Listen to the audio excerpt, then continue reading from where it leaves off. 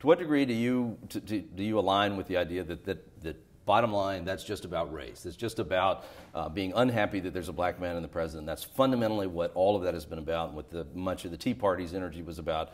Do you buy that argument? I think that it's a little bit of both. I think that there is a tissue rejection of the idea of a Democrat being in the White House, quite frankly. There's a part of the country that just has a right to rule mentality when it comes to the White House, so that any Democrat that gets in is going to face just unyielding and really sometimes absurd opposition, right? When you have a country that was formulated on the basis of racial advantage, of saying that free white men had a certain kind of citizenship and everyone else had a different kind of citizenship, and that's foundational to the way the country was created.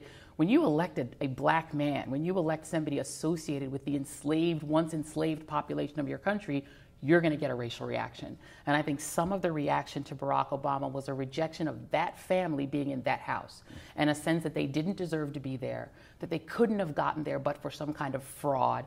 And so how do we square that, though, then, with that that in the last presidential campaign, we had an African-American man who was leading the GOP pack at one point early on, what everyone thinks of Herman Cain.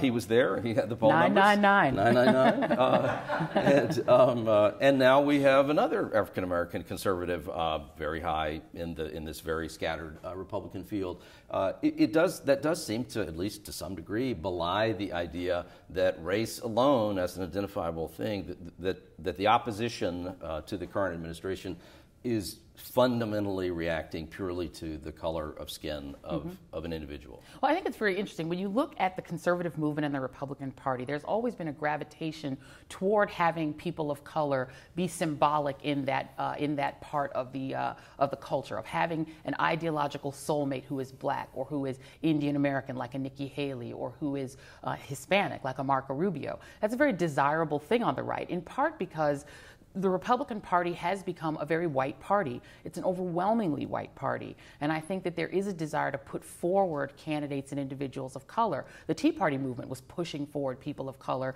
to say, I think not so much to black and brown people, but to say to white suburbanites, quite frankly, who are uncomfortable with the idea of being in a white party. No, we are not a white party. But what candidates of color on the right do and say is very different from what candidates of color can do and say when they are Democrats. On the right, what is desirable is to have a black body or a brown body, but the ideology be very bleached of the discussion of race, avoiding the topic of race, or really rejecting the idea of racial difference. And that's what candidates like Ben Carson are able to do. Is that a characterization of them as, in the old-fashioned term, are they Uncle Tom candidates? Well, I mean, that is the sort of pejorative characterization. You talk to black Republicans that they feel Uncle Tomized by that characterization. But it's just a fact that the way that you rise on the right is that you do talk, like Tim Scott does, not about race, but about equality of opportunity, not of outcomes. You use the same language as conservative white candidates, and that is how you're able to win. What it doesn't help you do is to gain more traction among black voters. Tim Scott gets less than 10% of the black vote, just like a white candidate who'd run in his place. In terms of social values, it's still the case that African Americans are far more religiously active than I think the great majority of whites today. African Americans generally still have fairly conservative views on opposition to abortion, until very recently opposition to gay marriage, and those issues, which are red meat issues to a lot of white conservative evangelicals, but there has never been a capacity for conservatives to capitalize on those shared views with African Americans. Yeah. Could that change? I think absent shifts in raw policy, and also I think in the tone of the party, the way the party sounds to African Americans, I would say it's going to be very difficult.